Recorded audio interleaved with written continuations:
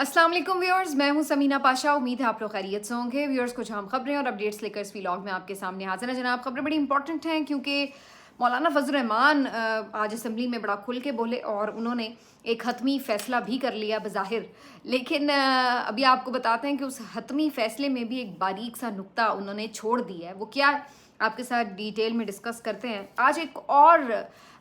चला हुआ कारतूस लॉन्च किया गया है और इस तरह के काम करने का मकसद क्या है ये समझ से बालतर है। लेकिन बहर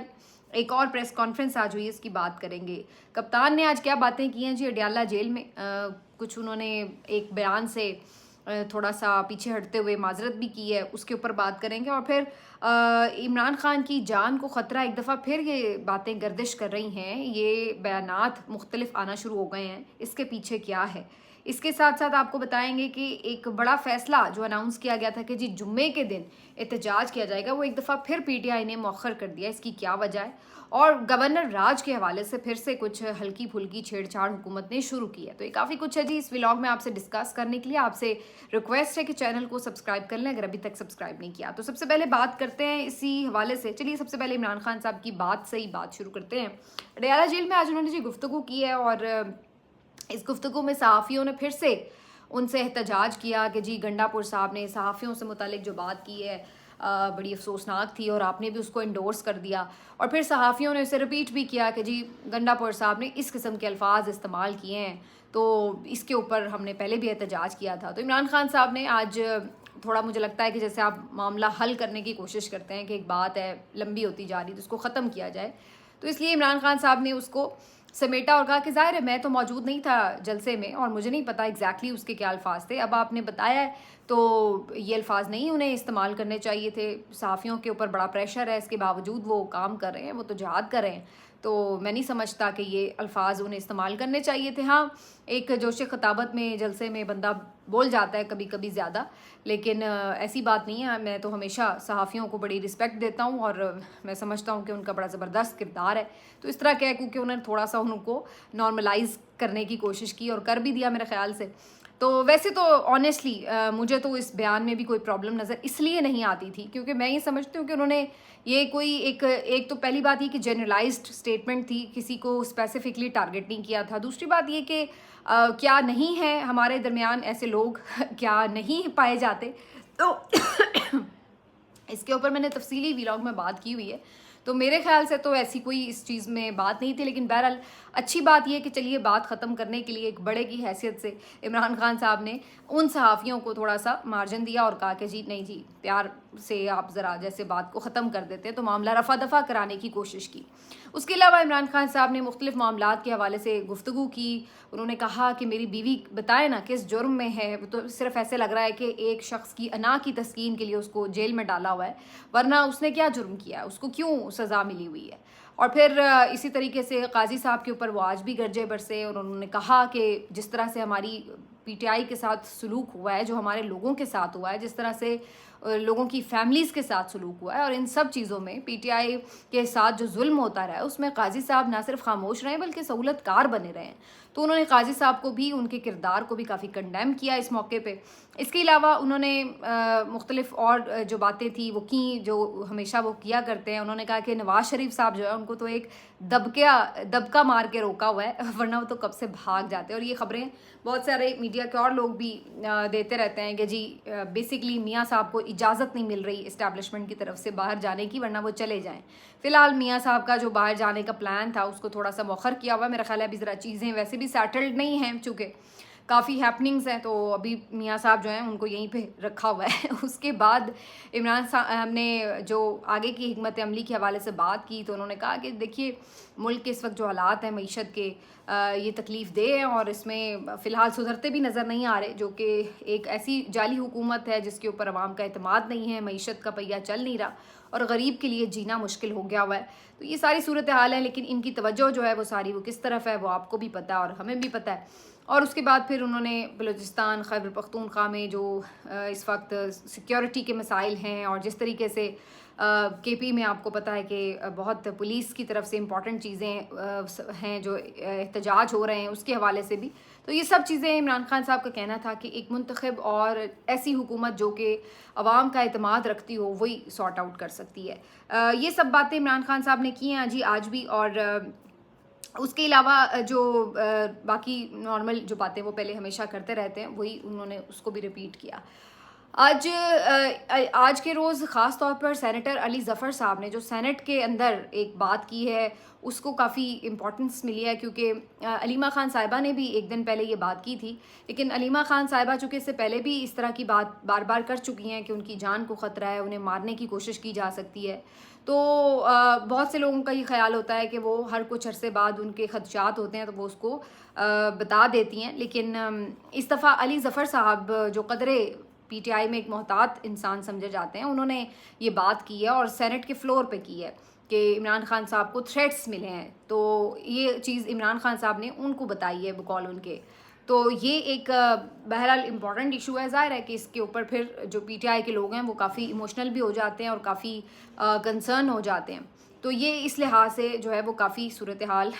پھر سے ایک دم اٹھی اور بات چیت اس پہ شروع ہو گئی، لیکن میں ہمیشہ اس بات پہ کہتی ہوں کہ میرا نہیں خیال ہے کہ ریاست اتنی بڑی بے وقوفی کرے کہ عمران خان صاحب کی جان کو کوئی خطرہ ہو، کیونکہ اس وقت سب کو پتہ ہے کہ وہ ریاست کی کسٹڈی میں ہے، تو میرا نہیں خیال ہے کہ وہ اس طریقے سے کوئی ان کی جان کی حفاظت کو یقینی بنائے گی ریاست۔ اچھا جی، اس کے علاوہ جو آج امپورٹنٹ بات تھی، سلمان اکرم راجہ صاحب بھی آج جیل کے باہر آئے تو انہوں نے بھی بڑی شعلہ بیاں قسم کی گفتگو کی، انہوں نے پھر سے اس بات کا ذکر کیا ہے کہ جی ایک آئینی ترمیم کے لیے جس طریقے سے ہمارے ایم این ایز کو اٹھایا جا رہا ہے، 2-3 دن پہلے ایک ایم این اے کے فیملی ممبرز کو اٹھایا گیا، اور جب یہ شور مچا اس کے اوپر تو اس کے بعد یہ ہوا کہ فیملی تو واپس آ گئی لیکن ایم این اے غائب ہو گئے، تو اس کے بعد سے اب ایم این اے جو ہے وہ رابطے میں نہیں ہے کسی کے ساتھ۔ اسی طریقے سے جو اور بہت سارے جو ایم این ایز ہیں وہ بھی یہ شکایت کر رہے ہیں کہ ان کے اوپر دباؤ ڈالا جا رہا ہے، کسی کے ساتھ کوئی معاملہ ہے، کسی کے ساتھ کوئی معاملہ ہے، تو سلمان اکرم راجہ نے بڑا کیٹیگوریکلی کہا جی کہ آپ جتنا مرضی دباؤ ڈال لیں، ہم ہر لحاظ سے تیار ہیں، گرفتار کرنا ہے گرفتار کر لیں، جیل ہمارا کیا انتظار کرے گی، ہم جیل کا انتظار کر رہے ہیں۔ تو انہوں نے کہا کہ اب ہم کشتیاں جلا چکے ہیں اور ہم اس آئین کی سربلندی کے لیے کھڑے ہیں آپ کے سامنے۔ دوسرا سلمان اکرم راجہ نے ایک اور اناؤنسمنٹ کی اس موقع پہ کہ جو جمعے کے دن کا احتجاج تھا پی ٹی آئی نے پلان کر رکھا تھا وہ فی الحال مؤخر کیا جا رہا ہے۔ اس کی وجہ انہوں نے کہی کہ فی الحال ہم سمجھتے ہیں کہ ہم حکومت کو ایک اور موقع دے رہے ہیں کہ وہ یہ چیزوں کو تھوڑا سا نارملائز کر دے وہ،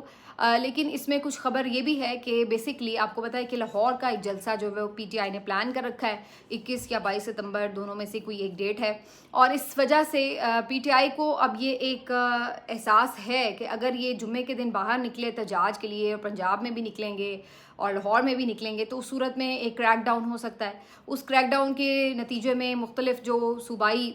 عہدیداران ہیں، لاہور کے عہدیداران ہیں، ورکرز ہیں، ان کو پکڑ کے یہ پھر جیلوں میں بند کر دیں گے، تو جس سے ہوتا یہ ہے کہ پھر تنظیمی طور پر جلسہ جو ہے وہ کافی بدنظمی کا شکار ہو جاتا ہے۔ تو انہوں نے یہ کہا ہے کہ جو ہمارا مین ایونٹ ہے وہ لاہور کا چونکہ جلسہ ہے تو اس کے لیے اپنی انرجیز کو اور ورک پاور کو اور مین پاور کو جو ہے وہ سنبھال کے رکھا جائے، تو اس وجہ سے انہوں نے یہ پلان کیا کہ فی الحال ہم جمعے کا جو احتجاج ہے اس کو نہ کریں، اور اب جو ہمارا اگلا مرحلہ ہو وہ پھر ہم لاہور میں ایک جلسے کی صورت میں کریں، تو اب اس کے لیے بیسکلی فوکس رکھ کر انہوں نے اس احتجاج کو مؤخر کیا ہے۔ بادی النظر میں میرے خیال ہے یہ بہتر اسٹریٹجی ہے، ویسے تو اس کو بہت سے لوگ تنقید بھی کرتے ہیں کہ جی یہ پہلے اناؤنس کرتے ہیں پھر ملتوی کر دیتے ہیں، لیکن اس کانٹیکس میں اگر آپ اس کو دیکھیں کہ واقعی اگر انہوں نے باہر نکلنا ہے تو پھر آپ کو پتہ ہے کہ جو ہوتی ہے صورتحال تو پھر اس میں بلا وجہ بہت سارے جو ان کے ورکرز ہیں وہ اریسٹ بھی ہوں گے اور جس سے جو جلسہ ہے وہ متاثر ہو سکتا ہے، تو اس کانٹیکس میں بھی اس احتجاج کو فی الحال مؤخر کیا گیا ہے۔ جہاں یہ سب چیزیں ہو رہی ہیں وہیں پر ایک اور جو بڑی امپورٹنٹ بات ہے جی وہ اس لحاظ سے ہے کہ کے پی میں ایک دفعہ پھر سے گورنر راج کے لیے بازگشت ہو رہی ہے، اور کل بھی یہ خبریں آ رہی تھیں، میں نے آپ کو بتایا اس کے اوپر کہ میرے نزدیک قانونی طور پر بھی اس میں حکومت کے لیے شاید آپشن نہیں ہے کہ اس کو لگائے، لیکن اگر یہ کوئی, چونکہ قانونی کام تو کوئی یہ کرتا نہیں ہے, غیر قانونی کام یہ بڑے شوق سے اور سینہ چوڑا کر کے کرتے ہیں, تو زبردستی اگر یہ کوئی ایسی چیز مسلط کرتے ہیں تو میری نظر میں اس کا بہت برا ریاکشن آئے گا, اور یہ بالکل میرا خیال ہے کہ یہ مس کیلکولیشن ان کے لیے ثابت ہوگی خدا نخواستہ. تو یہ ایک آگ سے کھیلنے کے مترادف ہے. میں نے پہلے بھی اس کے اوپر بڑی کھل کے بات کی ہے پچھلے ولاگ میں, لیکن ابھی خبر یہ آ رہی تھی کہ جی گورنر کے پی فیصل کریم کنڈی, جن کا تعلق پاکستان پیپلز پارٹی سے ہے, ان کا ٹیلی فونک رابطہ ہوا ہے وزیر اعظم شہباز شریف صاحب کے ساتھ, اور انہوں نے جو کے پی میں امن و امان کی صورتحال ہے اس کے حوالے سے بڑے کنسرنز شو کیے ہیں, اور کہا ہے کہ جی ملک میں بڑی اس وقت ہمارے صوبے میں امن و امان کی خراب صورتحال ہے, اور جو کے پی گورنمنٹ ہے وہ بالکل ناکام ہو گئی ہے معاملات کو سنبھالنے میں, کے پی پولیس بھی بڑی ناکام ہو گئی ہے, تو یہ بڑے تشویشناک صورتحال ہے, اور یہ وہ اس کے لیے وفاق کو کچھ کردار ادا کرنا چاہیے. تو یہ ساری جو انہوں نے بات چیت ہے وہ کی ہے. اس کو بہت سے لوگ اسی تناظر میں دیکھ رہے ہیں کہ اب ان کا جو پورا پلان ہے وہ یہ کہ جو اس وقت پی ٹی آئی کی ایک اسٹرینتھ ہے وہ ظاہر ہے کے پی حکومت ہے, اور اس کی وجہ سے ان کو سیف ہیونز بھی ملے ہوئے ہیں, ان کو آپ اس طرح اٹیک بھی نہیں کر سکتے, ان کے پاس پھر ایک پوری صوبائی مشینری بھی ہے, سب کچھ ہے. تو اس ان کی جو ایک پناہ گاہ بنی ہوئی ہے اس کو اب انہوں نے ہٹ کرنے کا پلان کر رکھا ہے. لیکن یہ اتنا خطرناک کھیل ہے, بلیو می, میں تو ان لوگوں کے عقل پہ صرف ماتم ہی کر سکتی ہوں جو اس قسم کے مشورے دے رہے ہیں اور جو یہ سوچ رہے ہیں. یہ بہت زیادہ خطرناک کھیل ہے جو اب کھیلنے جا رہے ہیں, اگر یہ کھیلنے جا رہے ہیں تو. اب یہ نہیں پتا کہ یہ صرف پی ٹی آئی کو انڈر پریشر کرنے کے لیے یہ کر رہے ہیں تاکہ ان کو تھوڑا سا بیک فٹ پہ دھکیلا جائے, کیونکہ ابھی 2 دن سے تو ہم دیکھ رہے ہیں پی ٹی آئی جو باہر نکل کے چھکر مار رہی ہے, تو ظاہر ہے اس کا کہیں نہ کہیں پھر ایک افیکٹ نظر آ رہا ہوتا ہے. تو یا تو اس کی یہ وجہ ہے کہ انہیں صرف تھریٹ دینے کے لیے کہ بھائی آپ کی یہ گورنمنٹ بھی جائے گی, اور جو تھوڑا بہت آپ کے پاس ایک سیف پیسج ہوتا ہے اس سے بھی آپ جو ہے فارغ ہو جائیں گے, تو اس چیز سے باز آ جائیں. تو یا تو انہیں یہ میسج دینے کی کوشش ہے, اور یا پھر جو ہے اگر یہ سیریسلی یہ کرنے جا رہے ہیں تو پھر تو اللہ ہی حافظ ہے. لیکن کیا اس کا یہ اثر ہوگا؟ جیسے میں نے کہا کہ جو اس وقت وہ بیٹنگ کر رہے ہیں پی ٹی آئی والے, جو ان کی اسٹریٹجی نظر آ رہی ہے, وہ اس چیز کو, دباؤ کو, کسی بھی چیز کو اس طریقے سے پورا لے نہیں رہے ہیں. کیونکہ اب آپ دیکھیے کہ وہ جو تقریریں کر رہے ہیں, جس طرح سے وہ گرفتاریاں دے رہے ہیں, اور جس طرح سے ان کے لوگ بھی اغوا ہو رہے ہیں, وہ پھر بھی کہہ رہے ہیں کر لو. تو اس طرح کی جب کنڈیشن آ جاتی ہے نا کہ آپ کسی چیز سے بے پرواہ ہو جائیں, یہ بڑی وہ چیز ہوتی ہے کہ جہاں پہ پھر آپ کسی بندے کو انڈر پریشر لا کے اس سے کوئی منوا نہیں سکتے یہ چیز, تو وہ ہر چیز اسٹیک پہ لگانے کے لیے تیار ہے. علی امین گنڈا پور بھی کہتے ہیں کہ ایک وزارت اعلیٰ کیا, مجھے جتنی وزارت اعلیٰ قربان کرنی پڑے میں کر دوں گا اپنے لیڈر کے لیے. تو وہ بھی سر پہ کفن باندھ کے کھڑے ہیں, اور ادھر یہ بھی ہر حد تک جا رہے ہیں. تو لڑائی جو ہے وہ بڑی ایکسٹریم پوزیشن پر جو ہے وہ اس وقت ہمیں نظر آ رہی ہے. اللہ کرے کہ یہ اس چیز کو یہیں پہ روک لیں اور اس چیز کو سیٹل کر سکیں, لیکن جو سچویشن ہے وہ میں نے آپ کے سامنے رکھ دی ہے. یہ بالکل کبھی امکان ہے کہ یہ صرف ان کو انڈر پریشر کرنے کے لیے اس طرح کی جا رہی ہوں چیزیں. باقی جی جو ایک اور امپورٹنٹ بات ہے کہ کیا آئینی ترمیم ہونے جا رہی ہے, اس کے اوپر مولانا فضل الرحمان صاحب سے اگرچہ حکومت نے کافی کوشش کی ہے انہیں منانے کی, لیکن الٹیمیٹلی مولانا فضل الرحمان صاحب نے جو آج اسمبلی میں خطاب کیا بڑا امپورٹنٹ ہے اور بڑا میننگ فل بھی ہے. مولانا نے جہاں پی ٹی آئی کے لوگوں کے ساتھ بڑا اظہار یکجہتی کیا اور کہا کہ جی میرے لوگوں کو آپ اس طرح, مطلب بڑا اون کر کے کہہ رہے تھے کہ اس طرح پارلیمنٹ سے ان لوگوں کو لے کے جانا یہ کسی صورت ہم برداشت نہیں کر سکتے. اور انہوں نے بھی تھوڑی اسٹیبلشمنٹ پہ چڑھائی کی اور کہا کہ جی آپ بھی اپنے ادارے کو ٹھیک کریں, تھوڑی وہ والی بات بھی کی جو علی امین نے بھی کی, اور بھی کئی انہوں نے چیزوں کے اوپر نشاندہی کی. اور پھر ایکسٹینشن کے اوپر اسپیسیفکلی انہوں نے کہا کہ توسیع تو کسی کی نہیں ہونی چاہیے, چاہے وہ آرمی چیف ہوں چاہے وہ چیف جسٹس ہوں. اگر اس طرح سب توسیع لینے لگے تو پھر ہم بھی کہیں گے کہ جی پارلیمنٹ کی بھی پھر آپ توسیع کر دیں مدت کی, تو یہ تو سلسلہ پھر کہیں اینڈ ہی نہیں ہوگا. تو انہوں نے اس چیز کو تو بڑا کیٹیگوریکلی کنڈیم کیا کہ وہ کسی صورت اس طرح کی کسی توسیع کا حصہ نہیں بنیں گے. اور ساتھ ہی ایک اور جو انہوں نے بات کی, انہوں نے کہا کہ ہم اپوزیشن میں ہی رہیں گے, ہم اپوزیشن میں ہی ہیں اور ہم بالکل حکومت کا ساتھ نہیں دے رہے. تو یہ جو ساری باتیں انہوں نے بڑی گرم قسم کی تقریر کی جس نے کافی ایک دم زمین جلا دی حکومت کے لیے. لیکن اس کے بعد ایک مراسلہ جاری ہوتا ہے JUIF کی طرف سے, جس میں انہوں نے اپنے جو مختلف پارلیمنٹیرینز ہیں ان کو ایک ہدایت نامہ جاری کیا ہے پارلیمانی پارٹی کی طرف سے, جو کہ آرٹیکل 63A کے تحت آپ کو پتہ ہے کہ بتانا ہوتا ہے کہ جی ہماری یہ پارٹی پالیسی ہے, آپ نے آئینی ترامیم میں ووٹ دینا ہے یا نہیں دینا, جو بھی پارٹی کی پالیسی ہوتی ہے. تو اس میں جو انہوں نے بات کی ہے وہ بڑی امپورٹنٹ ہے. اور اس بات کو آپ کنیکٹ کریں جو مولانا کی تقریر ہے، انہوں نے توسیع کے حوالے سے تو خوب کلاس لی، لیکن ساتھ ہی انہوں نے کہا کہ جو چیف جسٹس مقرر کرنے یا آرمی چیف مقرر کرنے کے حوالے سے سینیورٹی کا اصول ہے، اس کو بھی دیکھنا چاہیے کہ کیا صرف سینئر ہونا ہی آپ کا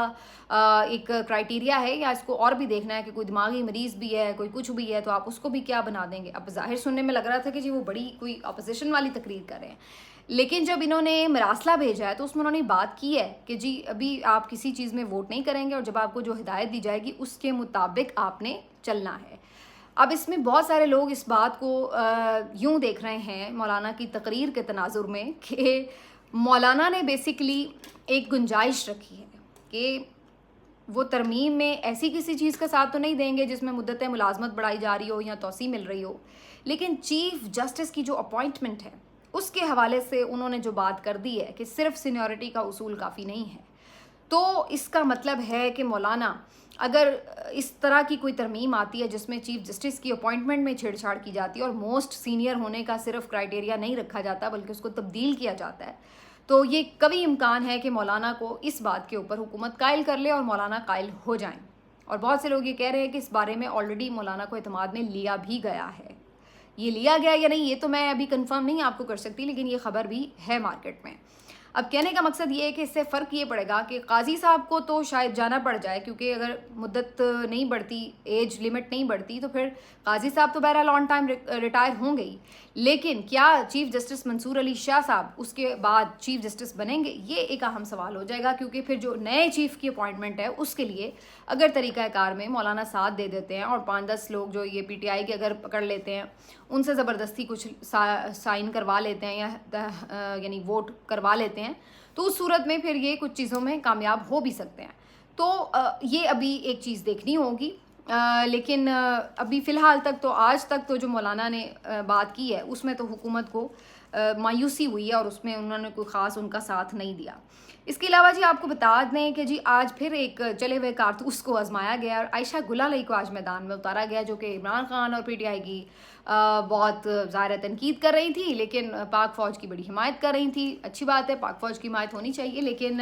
بات پھر وہی آ جا کے نئی بات ان کے لیے بھی کچھ نہیں تھی کرنے کے لیے، لیکن وہی پرانی گھسی پٹی باتوں کے ساتھ ان کو ایئر ٹائم بھی مل گیا اور وہ دوبارہ سے آ گئی. لیکن ایسی کسی پریس کانفرنس کا نہ پہلے فرق پڑا ہے نہ اب فرق پڑا ہے، اور معلوم نہیں کہ یہ کہاں سے آئیڈیا تھا کہ بھائی ان کو دوبارہ سے ٹرائی کر لیا جائے، یا وہ خود اپنے طور پر انہوں نے کیا، جو بھی تھا. لیکن بہرحال یہ بھی آج ایک کام ہوا. اس کے بعد جی ایاز صادق صاحب نے بھی یہ جو معاملہ تھا پارلیمنٹیرینز کا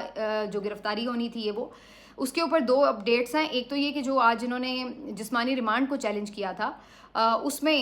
کامیابی ملی ہے پی ٹی آئی کو اور ان کا جسمانی ریمانڈ ختم کر دیا گیا ہے. اب یہ لوگ جوڈیشل ریمانڈ پہ ہوں گے تو یہ ضمانت بھی اپلائی کر سکیں گے. ایک دوسرا یہ کہ یہ پروڈکشن آرڈرز پر چونکہ آئے ہوئے تھے آج پارلیمنٹ میں، پولیس کے حصار میں تقریریں وغیرہ کی ہیں، بہت زبردست کی ہیں، شیخ وقاص اکرم نے بھی، شیر افضل مروت نے بھی، اور پھر اس کے بعد ان کو دوبارہ پولیس بھی لے گئی ہے. لیکن یہ جو ساری ایکسرسائز ہوئی ہے اور جس طرح سے سینٹ نے بھی اس کے اوپر ایک مذمت کی ہے اور متفقہ طور پر قرارداد منظور کرتے ہوئے یہ ڈیمانڈ کی ہے کہ جو یہ واقعہ پیش آیا اس کی تحقیقات بھی کی جائیں اور ذمہ داران کا تعین کر کے ان کے خلاف کارروائی کی جائے. تو یہ سینٹ کی طرف سے اب جو ہے وہ ایک قرارداد یا متفقہ مطالبہ جو ہے وہ منظور ہوا ہے. تو اس کے بعد کافی پریشر بھی آ رہا ہے حکومت کے اوپر اس چیز کے لیے. تو ایاز صادق صاحب جو کہ اسپیکر ہے قومی اسمبلی کے، انہوں نے اس کے اوپر آج کہا کہ جی میں جتنی تنقید میرے اوپر ہو رہی ہے یا میرے کردار کے اوپر شک کیا جا رہا ہے، مجھے ملوث سمجھا جا رہا ہے، تو مجھے بھی جا کے سوچنا پڑے گا کہ میں کیا اس سیٹ پہ بیٹھوں یا نہ بیٹھوں.